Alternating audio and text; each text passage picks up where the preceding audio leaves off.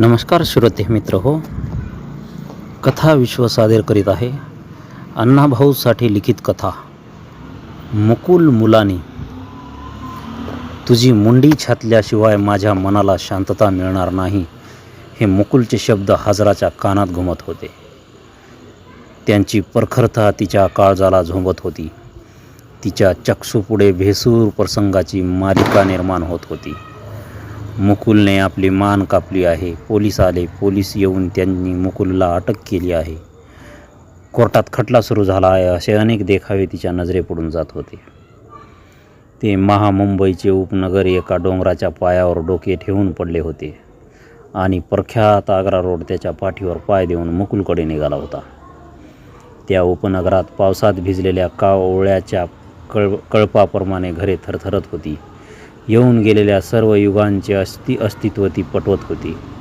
डोंगरातून येणारे रानटी वारे त्या घरांना कोपरखळ्या देत होते आणि म्हशीच्या तबेल्यातली मुतट घाण आणून घराघरात कोंबत होते आणि एका टोकाला असलेल्या दोन चाळी पाय निसटलेल्या माणसाप्रमाणे तिरप्या झाल्या होत्या. त्या एकमेकीच्या उरावर कोसळण्याच्या बेतात होत्या आणि प्रत्येक मोडक्या दाराच्या फळीवर लावलेल्या नगरपालिकेचा हुकूम इंग्रजी भाषेत भाडेकरूंना धोक्याची सूचना देत होता. या चाळी धोक्याच्या आहेत, परंतु प्रत्येक खोलीत 2 बिराळे खुशाल राहत होते आणि मुकुल मुलानीही तिथे आपले 10 माणसाचे प्रचंड कुटुंब घेऊन नांदत होता. मुकुल दारात पडून घोरत होता. त्याच्या धिप्पाड देहावर हजारो चिलटाने बैठक मारली होती आणि उशाला बसून एक लांडकुत्र चोरून आणलेलं जुनं खेटर कुरतडत होतं. चाळीच्या आड्यावर बसून एक मांजर त्या कुत्र्यानं काय काय आणलं आहे याचा शोध करीत होतं. थोड्याच वेळापूर्वी मुकुल जेवून दारात पडला होता. त्याच्या मनाला अनंत विचारांच्या सुया टोचू लागल्या. निखाऱ्याने निखारा पेटावा तद्वत विचारातून विचार फुलू लागले. मुकुल विवंचनेच्या डोहात बुडून गेला. आपल्या महम्मद आणि अमीर या 2 मुलांना नोकरी कधी लागणार? आपली वयात आलेली मुलगी हुरमत तंबाखू मागत फिरत आहे, तिचे लग्न कसं होणार? तर थोरली सकीना महिन्यात 8च दिवस सासरी नांदून बाकीचे सर्व दिवस आपल्या डोक्यावर मिरी वाटत आहे. हे तिला काय सांगावे? आणि गाडीबरोबर नळाया न्यायाने जावंही आपल्या घराची साल काढीत आहे. त्याचा बंदोबस्त कसा करावा? आजवर कशी तरी आपण या 10 माणसांनी पोटं भरली, आता काय करावे? असे कैक विचारांचे धागे धरून मुकुलचे मन धडपडत होते. तोच त्याची बायको हजरा बाहेर आली होती. तिने हळूच विचारले होते, ऐकता का? हां बोल, काय? मुकुल म्हणाला होता. मी म्हणते सकीनाला इथंच राहू द्यावी. हजराने शांतपणे शिल्ला दिला आणि मुकुल चमकून म्हणाला, अगदी. आणि नांदणार कोण? आणि हजरा शांतपणे म्हणाली, मग त्यालाही राहू द्यावं इथंच.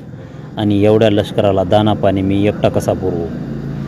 मुकुल चटकन उठून बसला. त्याचा आवाज एकदम चढला. त्याने हजरावर भडीमार केला. काय करू?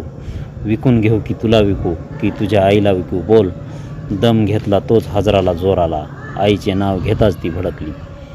हां, माझ्या आईचं नाव काढायचं नाही, नाहीतर काय करणार तू? मुकुलने चढाई सुरू केली. सरळ बोलायचं, बचावायच्या पवित्रात हजरा उतरले आणि मुकुल गुरकला. आता सरळ बोलणार नाही, समजलीस? म्हणजे मला मारणार? हजराने मानेला झोके देत प्रश्न केला आणि मुकुलही त्याच ऐटीत म्हणाला, हो, आता तुला मारणारच. मारणार? पूर्वी कधी मारलं होतं का? हजराने आपला हात मुकुलच्या नाकाजवळ नेऊन विचारले आणि मोठ वळून मुकुल म्हणाला, आजपर्यंत तुला मारलं नाही याचा अर्थ मी कधीच मारणार नाही असा नव्हे. आणि मी तुला न मारण्याचं कारण ही भडवी पोरं आहेत. 1 पोर झालं कसं मारावं, 2 झाली कसं मारावं, 3 झाली कसं मारावं असं म्हणता म्हणता तुला 9 पोर झाली आणि त्यांनी मार चुकवला. पण काय? आता काय करणार?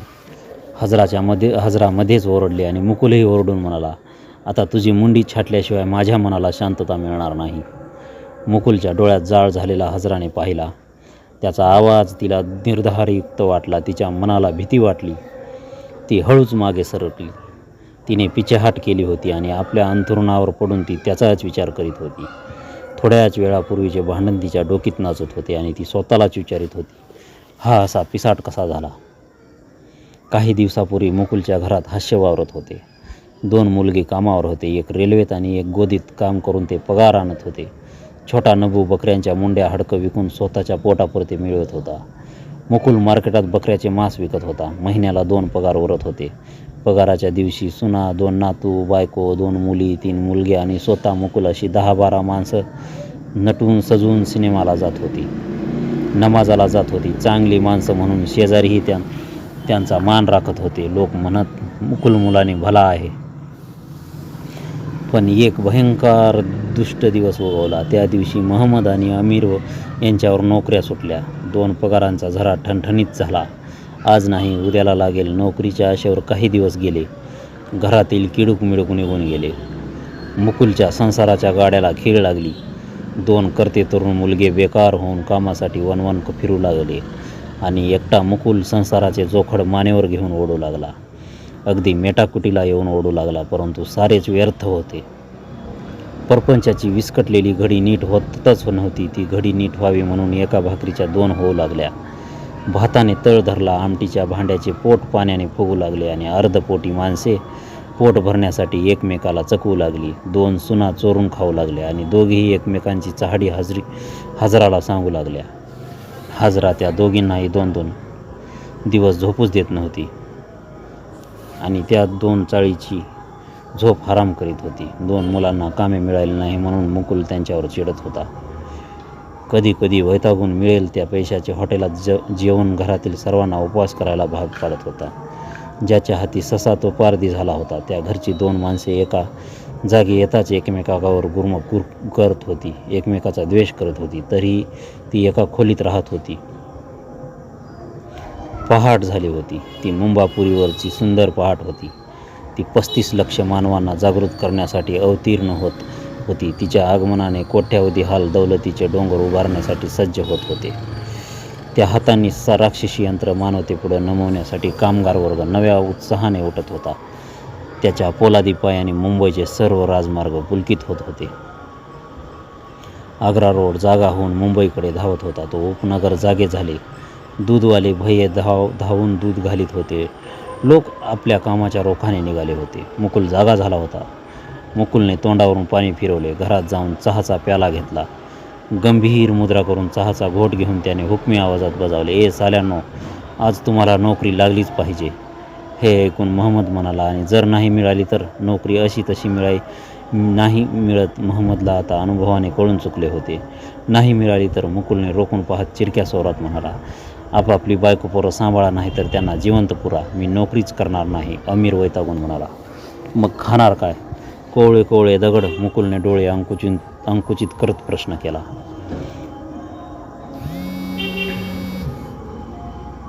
मी मार्केटात दुकान सुरू करणार, अमीर उतरला.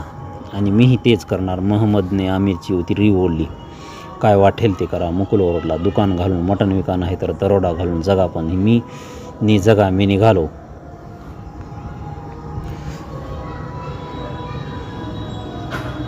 मुकुल मार्केटकडे निघून गेला. तो रविवारचा दिवस होता. मार्केटात पूर्वीचे 4 आणि नवे 2 असे 6 दुकानदार गिऱ्हाईकावर नजर रोखून बसले होते. त्यांच्या नाकासमोर लटकणाऱ्या बकऱ्याच्या तंगड्या मंद गिरक्या घेत होत्या. त्यांच्या जवळचे सुरे लखलखत होते. हिरव्या रंगाच्या टपोऱ्या माशा घुमत होत्या आणि चोरटी मांजरं त्या खाटकांचा डोळा चुकून त्यांच्यावर मात करण्याचा विचार करीत होती. बाजूला हवरी कुत्रा हाडं चोगून स्वतःचे थोबाड रक्तबंबाळ करून घेत होती. मुकुल आपली लुंगी घट्ट आवळून हातात सुरा घेऊन बसला होता. समोर अमीर येणाऱ्या गिऱ्हाईकाला हाक मारित होता. बाजूलाच असलेला महमद तर बेभान झाला होता. सर्वच दुकानदार आज पिसाट झाले होते. येणाऱ्या माणसाच्या पदरात आपला माल बांधण्याची पराकाष्ठा करीत होते. गिऱ्हाईकाने मार्केटात पाय ठेवताच ये दादा अशी एकच गर्जना वरच्या छपराला हादरवीत होती आणि आलेले गिऱ्हाईक लांडग्याला पाहून मेंढरू पळावे तसं पळ काढीत होते. गिऱ्हाईक पळून जाताच ते 6 खाटीक एकमेकावर गुरकत होते, शिव्या देत होते. ए भोसडीवाले, काय कुचिल्लाते? अरे ओ मामू, तो मेरा था. अबे भडवे, मुकुल त्या सर्वांना म्हणत होता. ओ तो हमारी चाल में रहता है. त्या मार्केटातला व्यवहार जिकरीने चालला होता. 6 खाटीक हातघाईवर येऊन विक्री करीत होते. मुकुल मुलांनी वरच्यावर आपली रक्कम मोजून पाहत होता. त्याच्या पुढ्यात फक्त ₹1.25 उताना पडला होता. तो कपाळावर आठ्या आणून त्या रुपयाकडे पाहत विचार करीत होता. आज गिऱ्हाईक का येत नाही? अमीर आणि महमद यांची 2 दुकानं झाल्यामुळंच आपला धंदा बसू लागला आहे. आता आपलं कसं होणार? 11 वाजले, अजून माल उठत नाही असा विचार करीत मुकुल बसला होता. इतक्यात एक हाडकुळी ख्रिस्ताव म्हातारी मार्केटात आली. तिने आत येताच आपला लांब जगा चापून चोपून सरळ केला. हातातली पिशवी झटकून तिरपी मान करून तिने सर्व खाटी कानाने रखले आणि खारुटीप्रमाणे बिचकत बिचकत ती ऐटीत पुढत सरकली. तोच माझी म्हातारी अशी 6ही खाटकांनी एका सुरात हाक ठोकली. त्याबरोबर म्हातारी खटकन थबकली. तिने कासवाप्रमाणे मानात ओढून घेतली आणि डोळे वटारून ती सर्वाकडे पाहू लागली. आणि आपण इंग्रजाचे वारस आहोत आणि हे सारे जंगली लोक आहेत असा चेहऱ्यावर आव आणून रागाने पाहत पुन्हा ती पुढे निघाली. तोच एक खाटीक ओरडला, खबरदार, येऊ द्या तिला, ती माझी म्हातारी आहे. त्याने हातातला सुरा सर्वावर रोखला. तोच मुकुल उठून ओरडला, ए मादरचोद, म्हातारी माझी आहे. मुकुलने समोरच्या काट्याला लटकणारे बकऱ्याचे तंगडे काढून हातात घेऊन त्या म्हातारीला हाक मारली.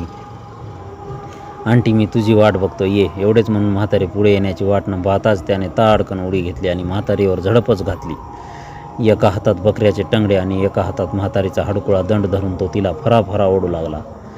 तोच महम्मद धावून आला. त्याने म्हातारीचा दुसरा दंड धरून हिसका दिला. क्षणात सर्वच खाटीक म्हातारीवर तुटून पडले आणि त्या म्हातारीची कुतरफाड सुरू झाली. आपली 2 फरकुटी आता उपसली जाणार, आता आपण मरणार, या रानटेच्या मगरमिठीतून सुटणार नाही याबद्दल म्हातारीची खात्री झाली. ती डुकराच्या पिलाप्रमाणे किंचाळू लागली आणि ते 6 खाटीक वाघाप्रमाणे डिरक्या ठोकीत म्हातारीला ओढीत होते. इतक्यात आमिरने मुकुलच्या गालफडावर जोरात ठोसा हाणला. त्याबरोबर मुकुल खाली कोसळून पडला. परंतु तरीही चपळाई करून त्याने त्या म्हातारीची एक टंगडी पकडली आणि त्या म्हातारीबरोबर मुकुलही ओढला जाऊ लागला. आमिरने मुकुलला मारल्याचे लक्षात येताच महम्मदला राग आला. त्याने हाडे तोडण्याचा ओंडका उचलून आमिरच्या पाठीत घातला. त्याबरोबर आमिर पुढे जाऊन समोरच्या भिंतीवर आदळला. त्याचे डोके फुटून तो रक्ताने न्हाला. त्याने क्षणभर कळ मारून चटकन महम्मदवर हल्ला केला आणि महम्मदचे नाक फोडून टाकले. या रणधुमाळीत म्हातारीने संधी साधून जीव मुठीत घेऊन पळ काढला. हा म्हणता गर्दी वाढली. लोकांनी मध्ये पडून ती यादवी थांबवली. लोक बापाला मारल्याबद्दल आमिरला दोष देऊ लागले. त्या गर्दीत आमिर आणि महम्मद आपल्या जखमा पुशीत होते. मुकुल मुलाने गालफडाला एक हात धरून बडबडत रडत होता. मला पोटच्या पोरानं मारलं, माझी अब्रू गेली असं म्हणत तो त्या गर्दीत काहीतरी शोधत होता. बघणारे त्यालाही 4 हिताच्या गोष्टी सांगत होते. इतक्यात मुकुलने खाली पडलेली आपली दाढ चिमटीत घेऊन वर धरली आणि मोठ्याने हंबरडा फोडला, माझ्या पोरानं माझी दाढ पाडली हो. मुकुलने एकदम घराकडे धाव घेतली. त्याच्या पाठोपाठ आमिर आणि महम्मद दोघेही पळत सुटले. त्या लोकांना तोंड दाखवण्याची त्यांना लाज वाटली. मार्केटातल्या त्या भयंकर दंगलीने ती सारी वस्ती थरारली होती. बापलेकांच्या हाणामारीचा सर्वत्र बोलबाला सुरू झाला होता. ते वृत्त हजराच्याही कानी येऊन आदळले होते. दोघांनी मिळून आमिरला मारले अशी ती ओरडत दारातच उभी होती. तिचा चेहरा बिथरलेल्या माकडाप्रमाणे लालेलाल झाला होता. ती मुकुल आणि महम्मद यांच्यावर दात खात त्याची वाट पाहत होती. आमिरच्या बायकोने सासूच्या सुरात सूर मिसळला होता. वडील मुलीने आईच्या मदतीला धावून जाण्याची तयारी केली होती आणि जावईबुवाने आपल्या बायकोची पिछाडी सुरक्षित राहावी म्हणून दांडके घेतले होते आणि दुसऱ्या बाजूला नबूने हातात एक फुटकी वीट घेऊन मेहण्याच्या टाळक्याचा नेम धरला होता. महम्मदच्या बायकोने तोंड द्यायला सुरुवात केली होती. हुरमत कमरेला पदर बांधून सज्ज होती. चोफेर गर्दी जमली होती. तोच मुकुल आला. त्याला पाहताच हजरा पिसाळली. मेरे बच्चों को क्यों माऱ्या अशी किंकाळी मारून तिने मुकुलवर झेप घेतली. तोच महम्मदच्या बायकोने सर्व शक्ती एकवटून तिच्या झिपऱ्याला हिसका देऊन कैक दिवसाचा सूड उगवला आणि क्षणात सकिनाने भावजईच्या पाठीत दणका दिला. इतक्यात जावईबुवाचे दांडके मुकुलच्या पाठीत आणि नबूची वीट मेहुणाच्या मस्तकात बसली. एकच गाठ पडून हल्लकल्लोळ उसळला. महम्मद येऊन त्याने बापाची बाजू सावरली. चौफेर हाणामारी सुरू झाली. गटारातला गाळ आणि रक्त याने ती सर्व माणसं लडबडली. आक्रोशाने आकाश धुंद झाले. त्वेष आणि द्वेष यांनी वातावरण तापू लागले. एका रक्ताची ती माणसे एकमेकाचे रक्त सांडू लागली. शेजारी पाजारी मागे सरले. कोणी पुढे होऊन त्यांना शांत करू शकत नव्हते. तोच कोणीतरी ओरडले, पोलीस आले. दारूभट्टीवर धाड घालायला निघालेल्या या पोलिसांनी त्या दंगलीवर धाड घातली. दंगलखोर मुकुल मुलाण्याच्या कुटुंबाच्या माना त्यांनी पकडल्या आणि त्यांना मोटारीकडे फरफटीतने दंगल शांत केली. शांतता प्रस्थापित झाली. सर्व लोकांनी त्या मोटारीभोवती गर्दी केली. तेव्हा मुकुल मुलानी आणि त्यांचे कुटुंब त्या मोटारीत बसून रडत होते. एकमेकांच्या जखमा पाहून कपाळावर मारून घेत होते. मुकुल मुलांनी बाहेरच्या लोकांना केविलवाण्या सुरात विनवित होता, ए दाद्यानो, मी माणसातून उठलो, मला तुरुंगात घालू देऊ नका.